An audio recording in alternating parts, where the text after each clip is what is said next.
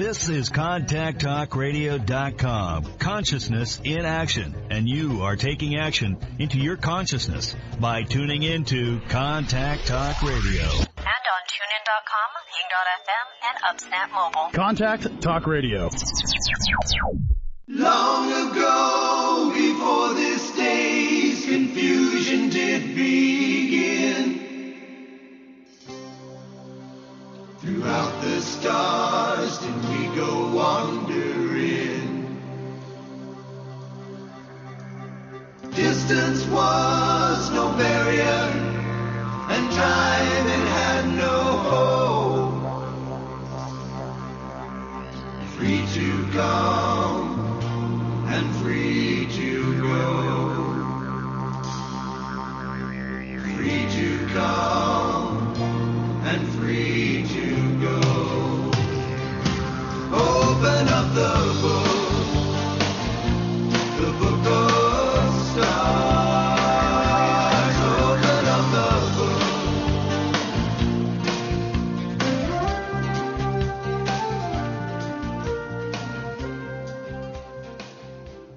Hello, everyone, and welcome to Karmic Evolution's Astrologically Speaking. I'm your host, Sherry Horn Hassan of Karmic Evolution Astrology, and I'm coming to you on February 3rd, 2022 from Contact Talk Radio. Just a quick reminder that the show aims to bring you the truth about astrology and your soul's karmic evolution. Today, I'm so pleased to announce that my guest is professional astrologer, author, and lecturer Mitchell Lewis, who I'll be introducing properly in just a few minutes. First, my usual housekeeping stuff. You can listen to Karmic Evolution's Astrologically Speaking anytime by simply going to my website at karmicevolution.com, clicking on the upper right-hand portion of the banner labeled Radio Show. From there, you can scroll down the page and hear the most recent show, either live as it's happening or recorded, and or search the archive listing for past shows that you might have missed or to which you'd like to listen again. Separately, please feel free to follow me on my Facebook page, which is called Karmic Evolution for Your Soul, where you can sign up for my Conversations About Consciousness newsletter as well. And lastly, I'm offering still my 1-hour discounted Karmic Evolution Natal Insight reading to listeners only for only $99. And this reading is for those of you who are interested in astrology and want to learn more about the true meaning of your individual birth chart or natal horoscope. Essentially, a snapshot of the exact position of the planets at the precise moment and location of your birth, your horoscope reveals a great deal about you. And when used as a tool for soul growth, a Karmic Evolution Natal Insight reading can be tremendously helpful for learning your soul's true purpose and how to move towards your highest destiny in this lifetime. It identifies patterns of behavior that originated early in life or during past lives that affect your current relationships, career, finances, and or health, but that no longer serve your soul's karmic journey or karmic mission going forward. It also can identify or provide insights into what tripped you up in the past and how to entertain new perspectives and gain greater awareness through astrological insight that will ultimately bring greater happiness and satisfaction into your life. So all of this is easy when you take advantage of my 1-hour discounted Karmic Evolution Natal Insight reading for only $99. Simply email me at Sherry, that's SHERI, at karmicevolution.com, and we'll schedule your reading. At almost half the regular price, conscious awareness has never been so easy or so affordable. All right, so now let's get on to this week's Astro News you can use. And first, I want to say that I'm going to keep my remarks brief in the interest of hearing from today's guest, Mitchell Lewis, about the longer-term astrological events and what they may portend, especially for the future of the United States. Meanwhile, the monthly lunar cycle is waxing now since the Aquarius New Moon earlier this week, late on January 31st or early February 1st, depending on your time zone. And here I must apologize to anyone who was listening last week, as on last week's show, I actually got the dates wrong. And I said that this lunation occurred on February 1st, late on the 1st or early on the 2nd, depending on your time zone. So please accept my apologies for that. Even Virgo risings mess up once in a while. Now, this Aquarius new moon asks us to seek out our true friends and groups, also known as our tribe, as I mentioned last week, but also to recognize that we're all human beings under the skin, worthy of both love and acceptance. If you're interested in reading more about the effects of this Aquarius new moon, even though the actual lunation has passed, it still sets the tone for the next 2 weeks of the month. You can find my blog post about this on my Facebook page at the aforementioned Karmic Evolution for Your Soul. Meanwhile, since this lunation, combined with January 29th's Venus station direct in Capricorn and today's February 3rd station of Mercury in Capricorn, we've had time now to reevaluate and reassess what's most important to us.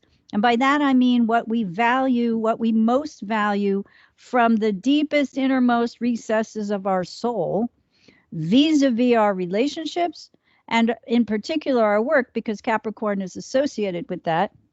And then to make any necessary changes as these two planets gather speed in terms of with whom, both friends and groups, we feel most comfortable. No surprise, again, something I've mentioned in weeks past, that people are still leaving their jobs in droves, at least here in the U.S. and according to the latest unemployment statistics. Any dissatisfaction with that kind of quid pro quo, am I giving as much as I'm getting, it has been in play while Venus has been retrograde, and we've been reviewing situations related to work while Mercury's in Capricorn. Not only work, of course, but both relationships and work. So between the energies of these two planetary direct stations, which admittedly are taking a little while. I mean, Mercury's happening today, so it's going to take a short time for it to start to gather speed again. We're ready now to implement whatever changes we've contemplated making.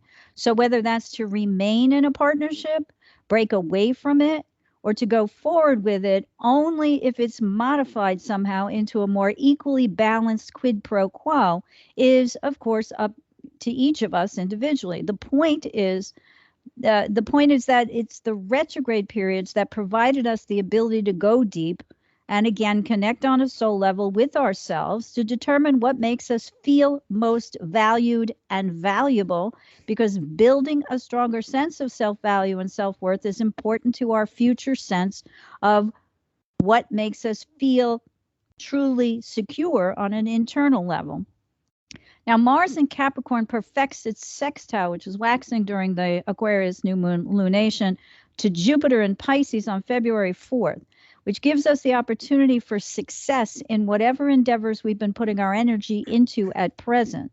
And again, much of that, may have been reviewing certain things.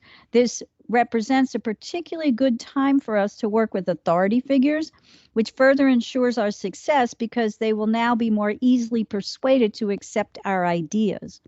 This aspect provides enthusiasm and optimism, but such optimism isn't over the top, which again ensures that we'll have others see things our way. Jupiter here ensures a positive outcome with any legal issues now too. And the Sun perfects its conjunction to Saturn in Aquarius February 4th as well, helping us to deal with any duties and obligations we may have resisted or perhaps ignored in the past. We may deal with any such past unfinished business now or assume new business, but the point is that this aspect provides us a green light to move ahead, particularly in the area of business advancement. And though this aspect may make us feel a bit low energy, that's because Saturn always asks us to slow down.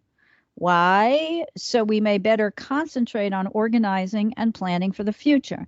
And since this occurs in the sign of Aquarius, we may need to add a bit more objectivity to whatever situation currently needs attention, and a more fixed singular focus that eliminates distraction from what's most important presently. And when Mars squares wounded healer Chiron in Aries February 6th, we fight the internal battle between speaking out against what's wounded us in the past or continuing to let it fester internally.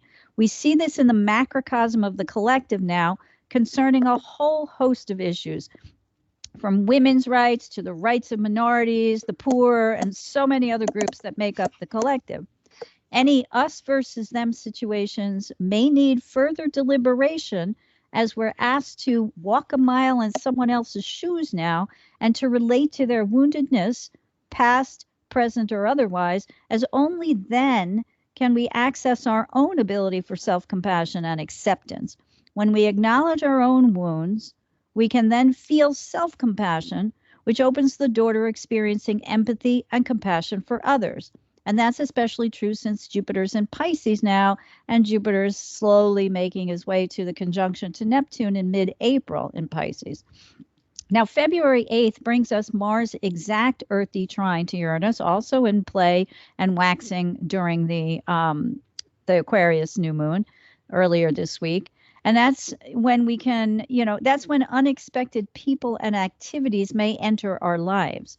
But the point of this easy earthy trine is to help us break free from personal inhibitions that keep us stuck in a fixed ideological mindset, one that's definitely not conducive to future progressive change, both in our own lives and within the collective. All of this will lead us to February 11th's third conjunction of Mercury to Pluto and Capricorn, which between now and then, as it waxes toward fruition, can bring some intense mental activity. We may choose to dedicate this to an obsessive quest for power through manipulation, or to better understand ourselves and what makes us tick, particularly on the mental level. Read How We Think and How We Communicate. Now, our capacity to influence others is strong now, but it can also cause power struggles and disagreements with those who oppose what it is we have to say. One caution here is to beware of manipulative language. And this brings to mind the current crisis situation between Russia, the Ukraine, and the U.S. and its NATO allies. It's clear at this point, especially as related to today's news, that Vladimir Putin is attempting to manipulate public opinion, both at home and abroad, by convincing others that the U.S. is staging an attack on its 130,000 military forces massed along the Ukrainian and I think it's Belarusian borders. Okay. So the New York Times posted an article just before airtime headlined, and here I quote, U.S. exposes what it says is Russian effort to fabricate pretext for invasion. Officials said Russia was planning a fake video showing an attack by Ukrainians on Russian territory or Russian speakers in eastern Ukraine, end quote. Likewise, today's news brings word that the Biden administration conducted a pre-dawn raid of the ISIS leader's residence and that this person detonated explosives that killed himself and his wife and children, 13 people in all. Again, from today's New York Times, I quote, President Biden described the ISIS leader's history, saying that he had ordered a series of atrocities, including against the Yazidi people. Thanks to the bravery of our troops, this horrible terrorist leader is no more. He said the operation was a warning to terrorist groups. This operation is testament to America's reach and capability to take out terrorist threats no matter where they try to hide anywhere in the world. End quote. So it seems to me we're looking at, through both these reports now, the buildup of the Mercury. I would also add on the legal level this fight that's brewing over the Supreme Court justice that, and Biden's promise to make good on nominating a black woman to the post. But we'll talk about that at a future date.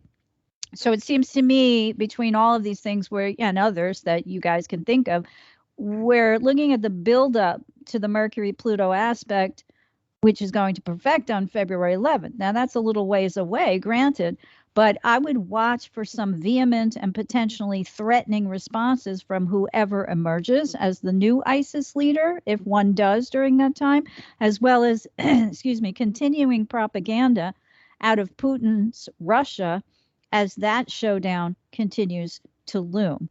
The speculation has been, which I think I mentioned last week too, that Putin is holding off on any aggressive action, aka an actual attack on the Ukraine, at the behest of China, because today or tomorrow, I think it's February 3rd, starts the Winter Olympics in China. So we'll see how that progresses. All right, now, as promised, I would like to bring on today's guest. Mitchell Lewis, a professional astrologer in New York City for more than 3 decades, specializes in financial astrology and medical chart interpretation, as well as relationships, elective astrology, and life direction.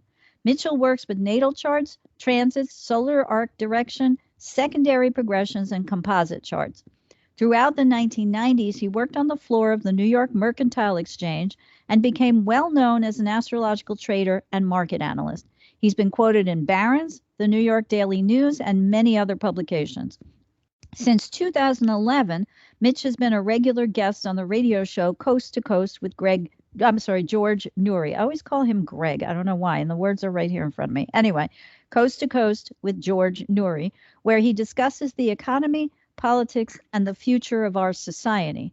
In Living by Starlight, his ongoing monthly newsletter, as well as in lectures and numerous appearances on national television and radio, Mitchell has accurately predicted a number of world events, including the rise and fall of oil prices, the collapse of the housing market, and the '08 stock market crash, which he precisely foretold within days of its occurrence more than a year in advance. He's also accurately predicted the current stock market volatility in his lectures and writings during this entire past year. Mitch is currently recording a series of Zoom webinars that will be available live and on his website. The next one is on February 5th at 1 p.m. Eastern, and it's titled America's Nervous Breakdown. In it, he'll be discussing the state of our political atmosphere, the economy, the midterm elections, and a look forward to the 2024 presidential election. So join in live or view it at your leisure after the fact. Simply sign up for Mitch's newsletter on his website, mitchastro.com, to keep abreast of his exact webinar dates. Also, the author of the Starlight Detective Agency Mystery Series, which highlights protagonist astrologer detective David Lowell and features New York City as a backdrop, Mitch's books have developed a cult following among savvy mystery buffs. The third novel in the series, Evil in the First House, was published recently by Poison Pen Press, and the fourth book in the series, Satan in the Second House, will be available soon. Mitch, welcome back to the show. How are you? Thank you, Sherry. I'm good. How are you? Yeah, I'm good. I'm hanging in there. I'd rather be in Costa Rica or the Bahamas, but what can I know. I was going to say, we still got the foot of snow outside from the massive snowstorm, whatever, from last weekend is still, melting. And now it's like 50 degrees or so. I mean, I can't.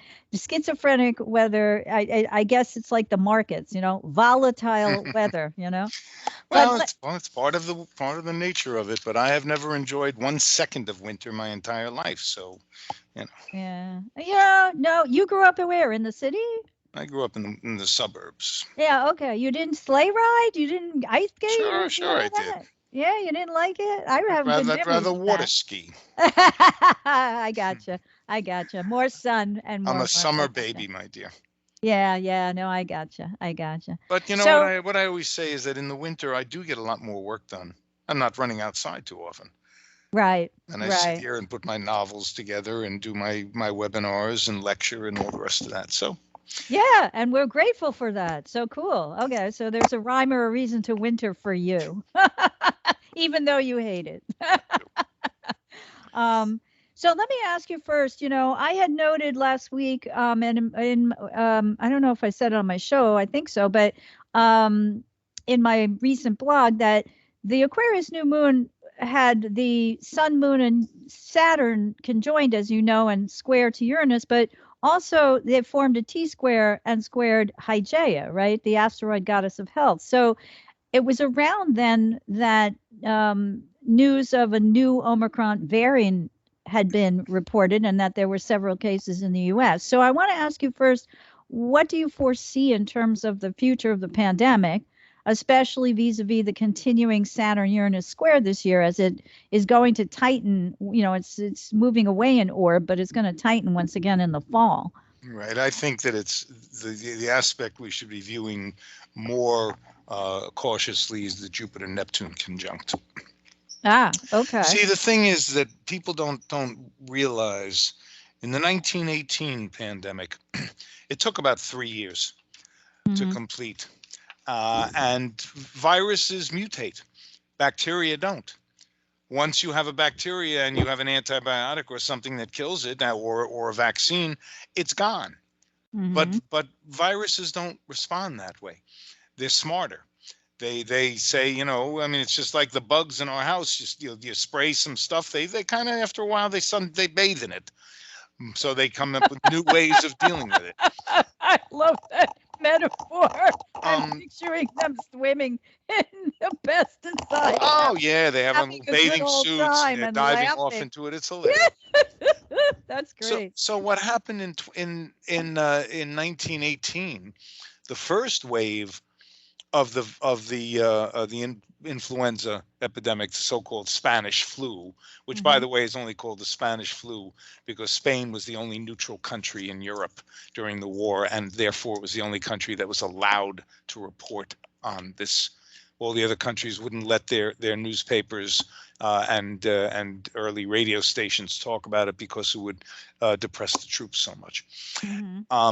Anyway, the first wave, killed a few soldiers in Kansas, and the rest of them recovered, and so they shipped them over to the trenches, where variants took over. And by the end of it, depending on what reports you read, because India did not keep a good record, as many as 100 or more million people died from that. That's a pandemic. Right. And it altered, and it kept coming back in slightly different forms, and then eventually it fizzled out. And we had a depression in America and Europe in 1920, 21, and 22. Which is not written about very much. I mean, if you studied it like I do, you have nothing to do with your life. You sit and look all this stuff up. It was a very bad depression.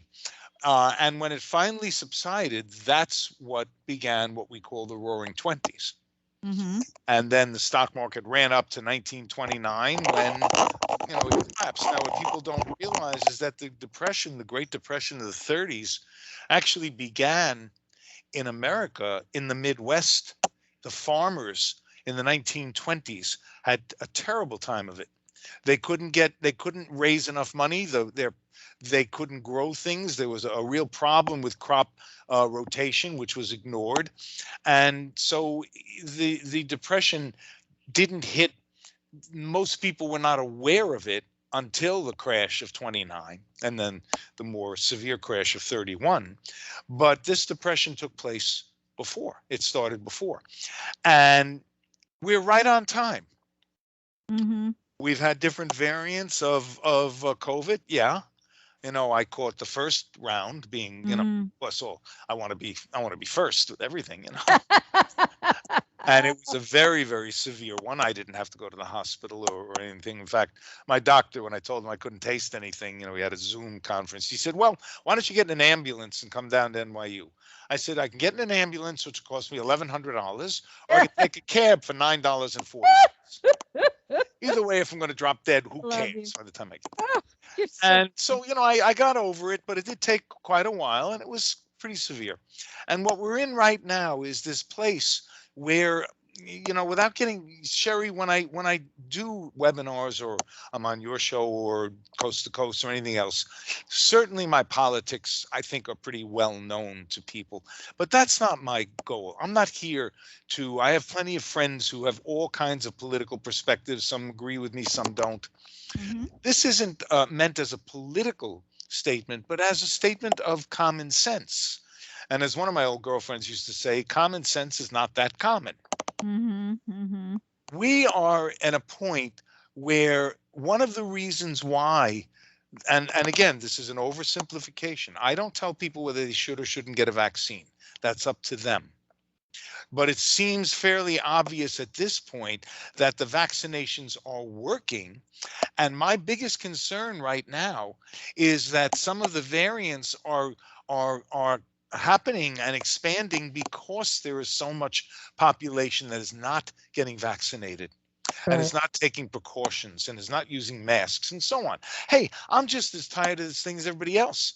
I want to go out to dinner. Are you kidding me? Give me a break. I have to show on my phone. I have to show, yeah, I was vaccinated. See, oh, okay, you can come in and eat. Right. And it's terrible and it's really depressing. But what's the alternative? Well, my question to you though is that will this continue, especially as it relates to the Saturn-Uranus square? The resistance versus the progress, right? Or science or whatever. I honestly don't see Saturn-Uranus square as being necessarily a health issue because we have Saturn-Uranus squares repeatedly through history. Right. And when you look back and you're looking for patterns, astrologers like to look for patterns. Everybody wants a cookie cutter answer to everything. Mm. What we see more with Saturn-Uranus hard aspects is financial difficulties. I don't know if you pay attention, but today, what we used to call Facebook, what you and I call Facebook, that's now called Meta Universe, their stock dropped over 25%. Oh, wow. No, I didn't see that. Yeah, it's crashing. They've lost listeners for the first time in their history, and whatever. So there are things that are occurring in our society that are putting more pressure on us. Inflation. Well, one of my favorite economists is Paul Krugman, New York Times. I think he's a very smart guy, Nobelist. He's really quite a bright guy, and it doesn't mean he's always going to be right. Nobody's always right.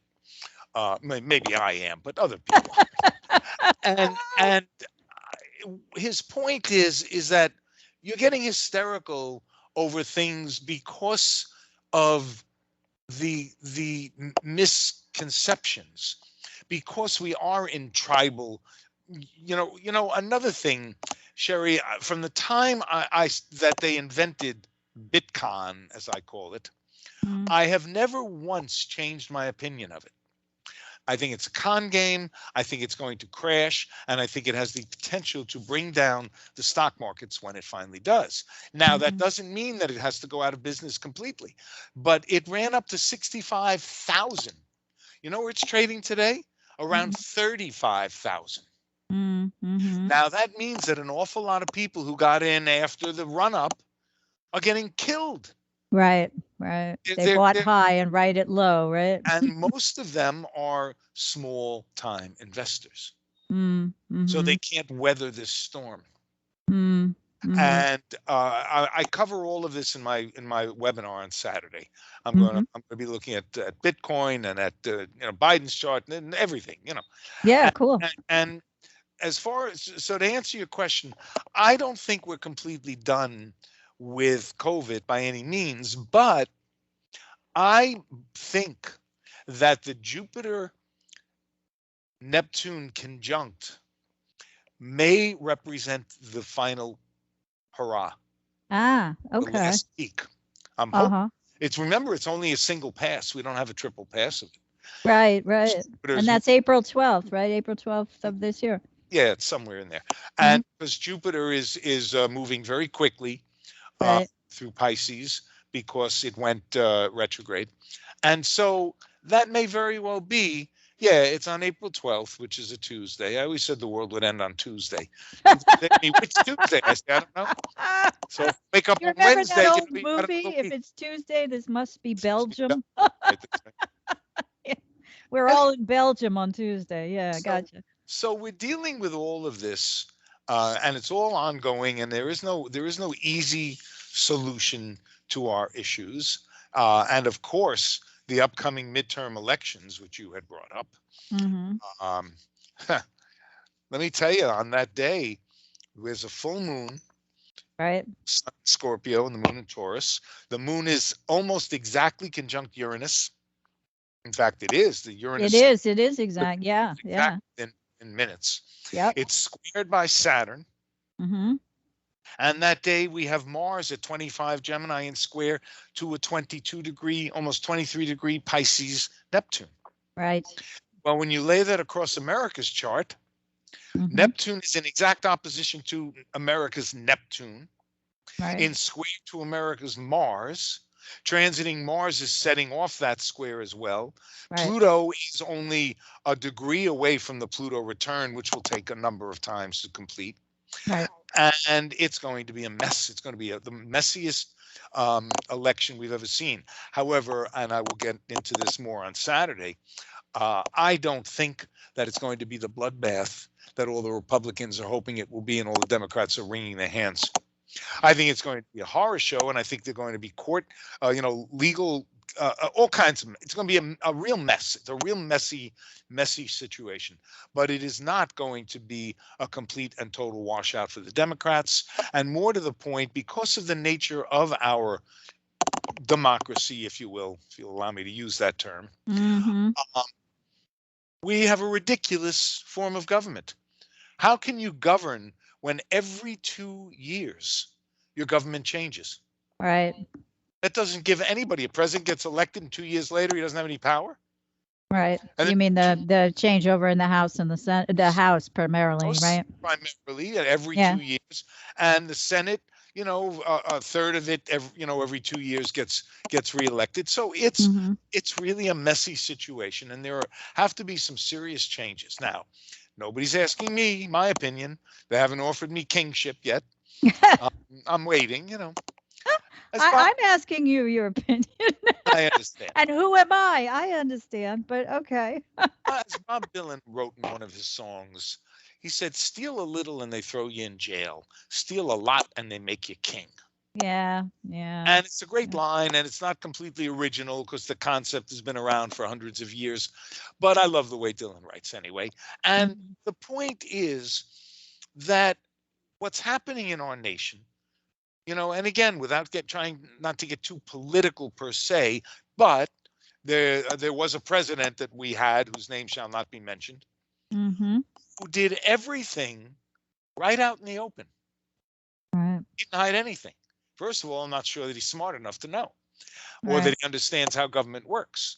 No, but he definitely does not. He did everything out in the open, and he continues to do everything out in the open. And that doesn't seem to be having the effect that it used to have. Right. Now, if you want my opinion about the elections, frankly, I don't see Donald Trump being president again, and I'm not sure I see Joe Biden getting elected again either. Right. Well, some people have speculated about Biden's health, but they did the same thing with Trump when he was in office. Well, let me tell you something. Biden has gone through some insanely difficult transits and progressions over the last bunch of years, and he's tap dancing up and down, the coast. What first of all, people don't get sick the way they used to. Supreme Court Justice Breyer retired not because he wanted to. He's only 83. My mother's only 6, and but he was forced to for obvious reasons. Right. I love Ruth Bader Ginsburg. She had no right, absolutely no right, staying in that seat with cancer ravaging her body and losing the seat. Just from a point of view of one party versus another. Agreed.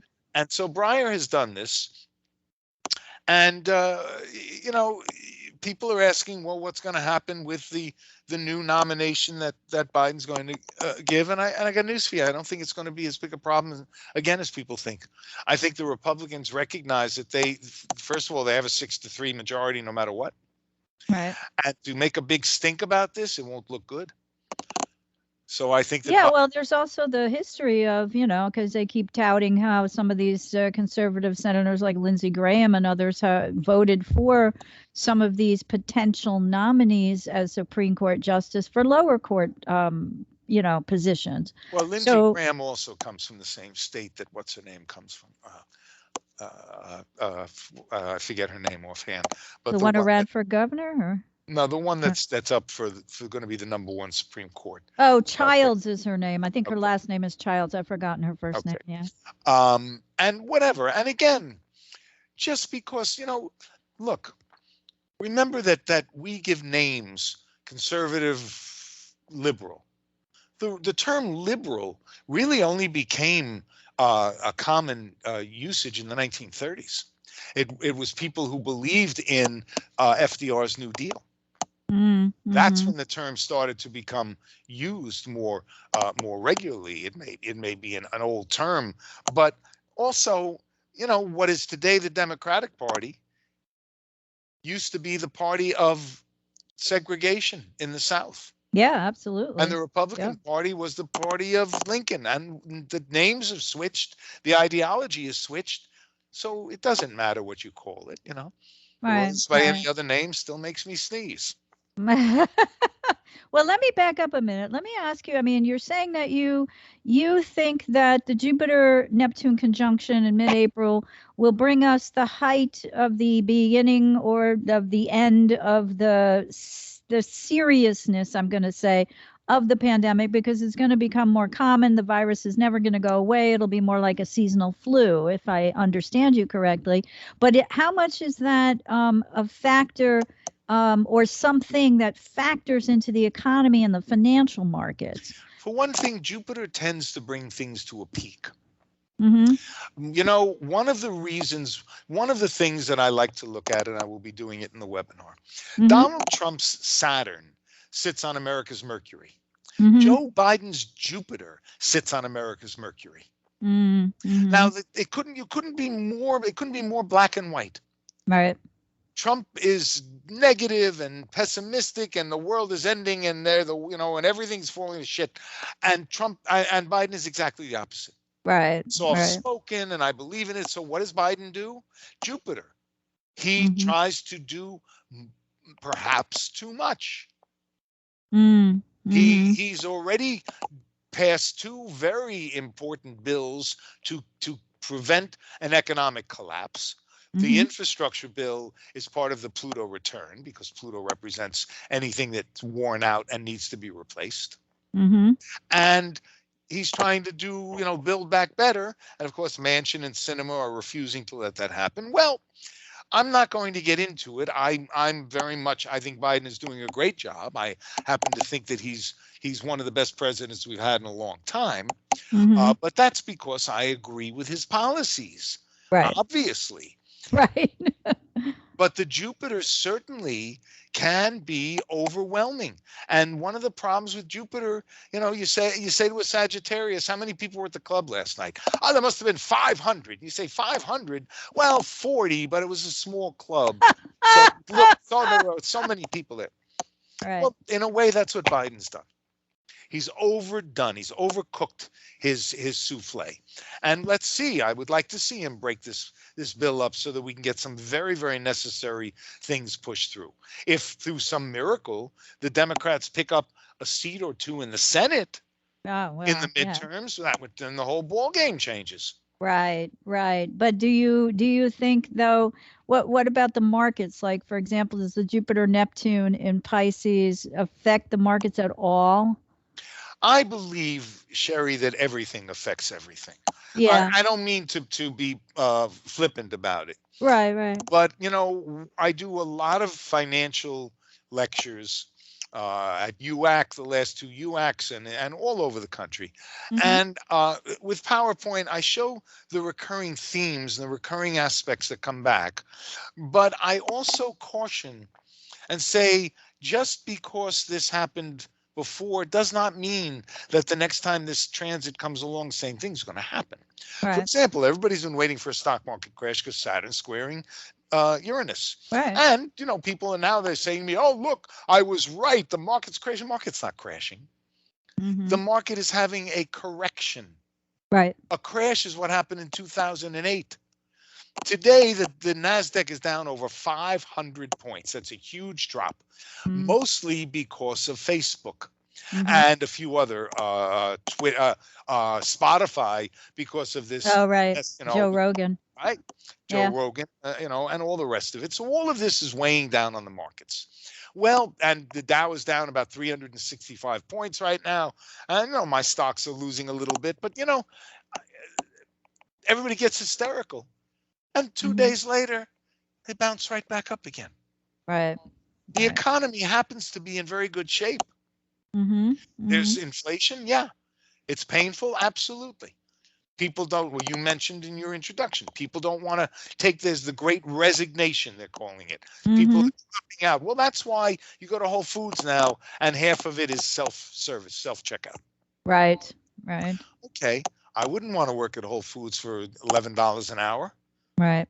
And I wouldn't want to, do any of those kinds of jobs. So they're doing it all now, and they're doing exactly what the science fiction writers, of course, predicted a long time ago. And that automation will do a lot of the things that we no longer want to do. However, unemployment is at a 25-year low. Right. I mean, there's a small percentage, obviously, that doesn't report at all. You know what I mean? But I agree with you. The statistics are sound. Yeah. Right. I'm not sure that any president can really claim responsibility. Well, FDR can because of the programs that he put in. But it's, Biden, of course, is touting, look at what I created 10 million jobs more than anybody else. Okay, Trump did the same thing, whatever. Right. The matter is that it's cyclical. And in the cycle that we're in right now, we are going to be volatile. The markets are going to be volatile. As I wrote in my newsletter, I said, if this volatility is bothering you, maybe you should sell out your positions and sit on the sideline and watch TV, watch Netflix, don't look up, Right. And, that'll comfort you. Yeah. Yeah, really.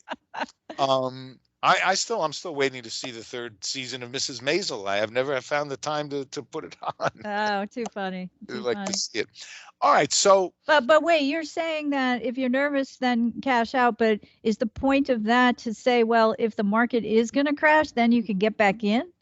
Well, for one thing, what do the rich do when the market crashes? They buy it. They buy, right. What does the middle class do? They panic and they call up and they say, sell me at the worst possible place. Right.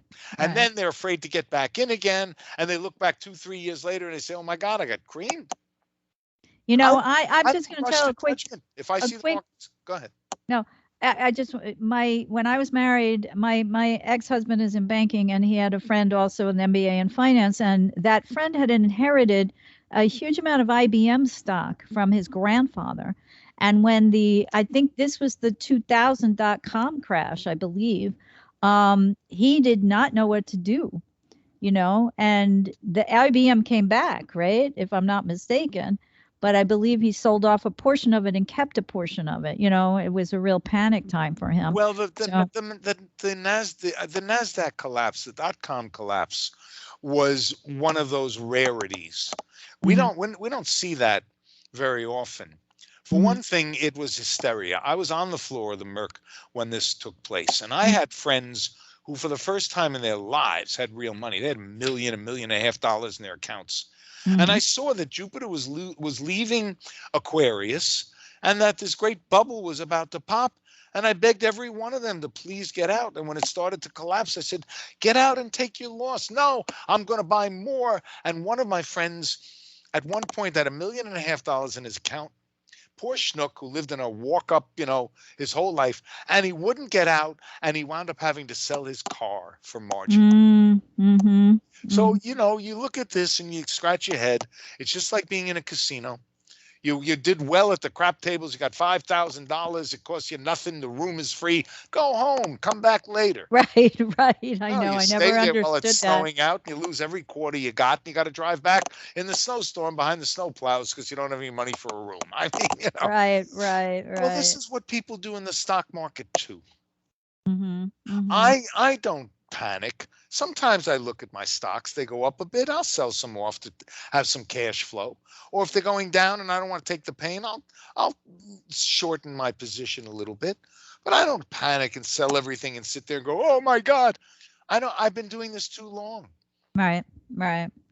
Well, there's a certain amount of volatility built into the market, even if it's not considered volatile, because that's over the long term. I mean, again, my ex-husband taught me that, the rate of the return from the stock exchange over the long term, when you look back 100 years or more, Right. is, X amount, 6, 7, 8, 9%, whatever it is. And then, of course, what you choose to invest in, whether it's mutual funds or But individual Sherry, stocks. this is what I meant about the dot-com crash being different. Mm-hmm. The dot-com crash, there were companies called dogshit.com, and the stock had nothing. They made plastic bags or something that you clean up after your dog, and they went up to $175 a share. Yeah. They went out of business. The Right. NASDAQ lost 75% of its value Wow. virtually overnight. Wow. Trillions of dollars were wiped out. Now, the real companies, they survived. And today, if you follow the stock markets, the New York Stock Exchange, the Dow, the S&Ps, they pretty much follow each other. There is a spread between them. Sometimes the Dow will go up and the S&Ps will go down, and there are paper traders who trade points here and there, and they make their living that way. I don't trade that way. I'm a casino trader, so to speak. And but the NASDAQ does not. The NASDAQ will go up 2.5% while the others are down 2%, or down 4% and the others are rallying. Because it's a completely different animal. It has a different natal chart. It is ruled by Uranus, which is technical stuff, and that, of course, Uranus is the most erratic and explosive of all of the planets. And so when that crashed, I mean, it literally wiped out so much wealth in this country. It took years for the NASDAQ to recover from it, but it did. And now it's more volatile than the other markets today. Like I said, it's down over like 3-4%. It's a huge drop for it. But these markets can recover overnight if, like, for example, right now, what caused today's crash, so to speak, mini crash, is the fact that Facebook is losing followers. Right. Spotify is losing followers. All of them, all of those tech media companies are getting creamed today. And it's going to take a little while. Yeah, if you got the money and you have the patience, well, on a dip like this, maybe you wait a few days, but you could buy Facebook back. It's not going out of business. They got 1 billion people a day who go on that nonsense. Right. Pictures of this, the picture of the dinner I had last night. Oh my God, isn't this fish delicious? And they'll get 700 people liking it. Right. And when you can predict the end of the world and you get 4 people who click on it. Right. So, one of the things that people try to do is try to be logical in illogical situations. Heading into these midterm elections, don't use logic. There's no logic to what's happening. Why is Bitcoin become political? Because, well, if you don't believe in Bitcoin, you have to be one of them. Right. I mentioned that us versus them, which has been brewing for years now. Yeah. Not for years, since humanity had tribes. Yeah, that's true. Mel Brooks in his 2,000-year-old man routines. He said we didn't have national anthems. We had caves. He said, hey, my anthem was, let them all go to hell except Cave 76. And that's exactly what this is. Why, I believe I'm a Republican, I'm a Democrat, I'm a this, I'm a that. Oh, please. Okay. Well, that's a large part of the recent energy of the Aquarius New Moon to tell us to say, you got to find your tribe, because you don't just do it based on tradition or whatever, you do it. But as soon as you think that way, look, when Ray Bradbury, who was not only a great writer, but a very smart man, I was a big fan of his always. My dad too. Almost everything my father was a science fiction writer. So cool. we get thousands of books sent to our house, and I read Asimov and all of them. And when he wrote Fahrenheit 451, he wrote it as a cautionary tale. Yeah, absolutely. And for those of your listeners who don't know, that's the temperature that paper burns. And it Mhm. was about a society where there are book burners. Yep, The book, there we go. well, here we are. Yep, Did you ever exactly. think that this would happen in America? Right, right. And Well, it's so gaining more and more strength.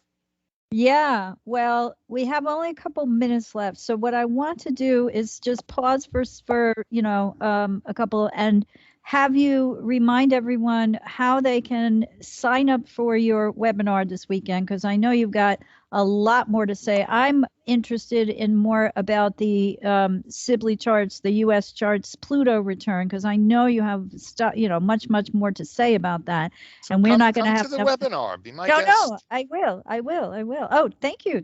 No, but I was planning on it. So, the thing is, how can people access that? Do they go through your website, or sign up for your newsletter? Tell them all that right now, so we don't run out of time. Because So, it's so close to the webinar. The easiest way to do it is either to go to the website, www.mitchastro.com, and there's a thing, click on it, it'll bring you there. Go to PayPal, you pay a few bucks, and you instantly get your invitation.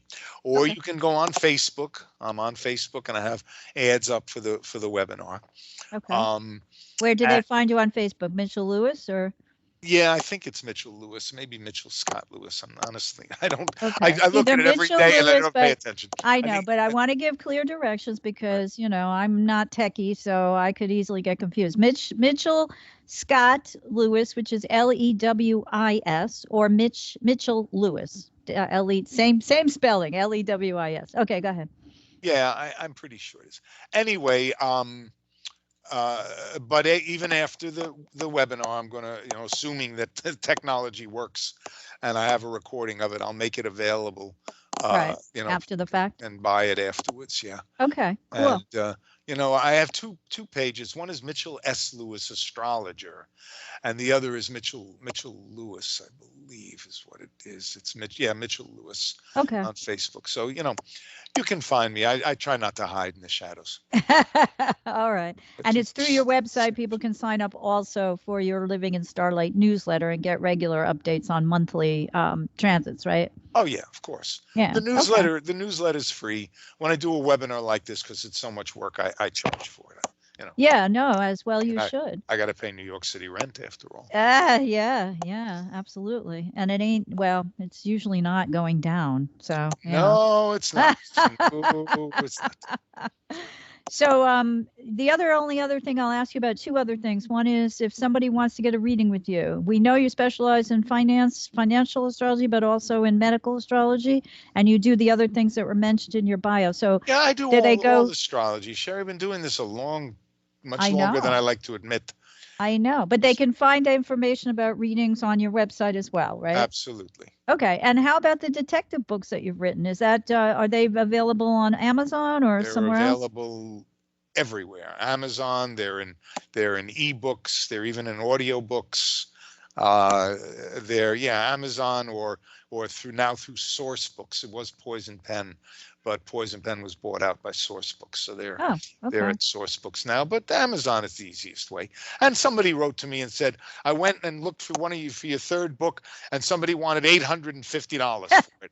I said, ignore that. People do that all the time. They're hoping some fool will pay for it. And I went on, and it was there for $11.90, whatever, $15, whatever it was. Right. So it's not an issue, really. And if anybody has a problem with that, contact me, and I'll tell you exactly where to go. And what's your email? You're at Mitch at astro.com, is that right? Mitch Astro at AOL is email, and mitchastro.com is the website.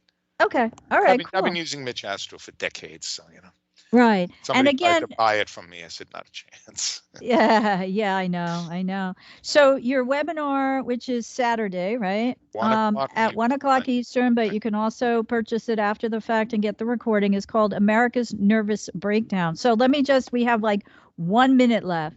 Okay. Just tell me, are we going to be broken down? Where is this nervous breakdown going to last for a long time, or will we recover? It's going to last for a while, Sherry. Honestly, it's just while there is some waning in Trump's support, in the Republican Party, and we are seeing cracks. People don't have patience. They think that things have to happen immediately, otherwise the world is over. And so far it hasn't ended. Right. So I think it's going to take a little time. Joe McCarthy was nothing but a junior senator from, I think it was Wisconsin, and he took over the whole country. It took a couple of years until finally, a huge majority of the Senate censored him, and 2 years after he left office, he dropped dead. Right. So and that led to the Kennedy years, and the 60s. So, and I was going to say that he was a bit of I was going to mention this before when you were talking about FDR, right? And the progressive stuff, when you were talking about Biden, and he's, one of the greatest presidents, in your opinion, based on these bills that have gotten passed, and that, that was I don't know if that was the beginning of the time when, the propaganda about socialism and communism started, and that led to McCarthy, which then later, like you say, led to Kennedy. Well, it's all, but again, the dominoes fall. Right. In fact, when I do this webinar, I'm going all the way back to the 1700s. Oh, cool. And show you patterns, and that there are periods of time that recur. And so, socialism and the fear of big government and state versus federal rights and all the rest of this has been going on, again, since we've been living in caves. Right. So don't think that it's going to suddenly end. It isn't. And remember, freedom is never free. Right. All right. We're going to end on that note, but I want to say thank you, Mitch. I am really interested in this period of history from 1776 until like 1789. So I definitely recommend that anyone else, because we're in this recurring time with the Pluto return happening. So I encourage everyone to listen to more from Mitchell. And I know I will be. So thank you, Mitchell. Thank you, Sherry. It's great to talk to you as always. Same here. And thanks to everyone else for joining us today. I hope you found the information presented here helpful as you continue your karmic evolution in this lifetime. Please be sure to join me next week, February 10th, for another episode of Karmic Evolutions, Astrologically Speaking. Until then, may your journey be filled with karmic healing and the joy of greater consciousness. Namaste. Long ago, before this day's confusion did begin, throughout the stars did we go wandering. Distance was no barrier, and time it had no hope.